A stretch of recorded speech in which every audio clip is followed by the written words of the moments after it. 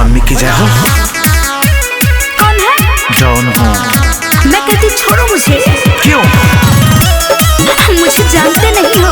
चुप पगली, मैं रंगदार हूँ। जिंदा जला दूंगी। मैं कहती छोड़ो। रंगदार तो दिखने रंगदार मिल जबेरे मिट्टी में छोड़ा। रंगदार तो दिखने रंगदार में तो वापस भेंट को राई देबो रे।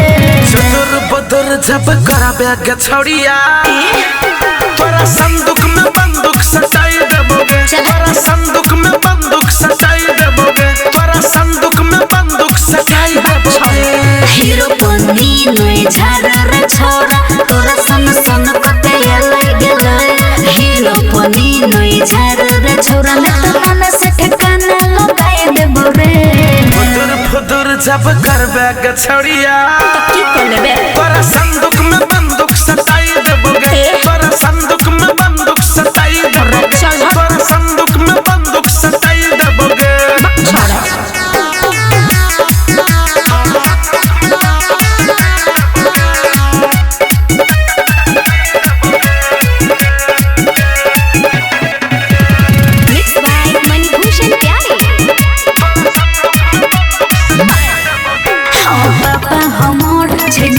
कटोर जल के हवा खुएब दम छोटया खोल के देखा खाना में तोरा थुने बो छोरा। पापा तोहर इंस्पेक्टर देखतो त सलामी ठोकतो। नाम हमर जब सुनतो गे छौड़ी बाप तोहर निंदो में छुकतो छुकतो। लंबा लंबा बात है कोई छे सबके उतर दे एक मिनट में। लंबा लंबा बात है कोई छे मिट्टी में तोरा मिलाई दे तोरे। चतुर बदर जब कराबे के छोड़िया तोरा संदूक में बंदूक सटाई देबोगे। तोरा संदूक में बंदूक सटाई देबोगे। तोरा संदूक में बंदूक सटाई देबोगे।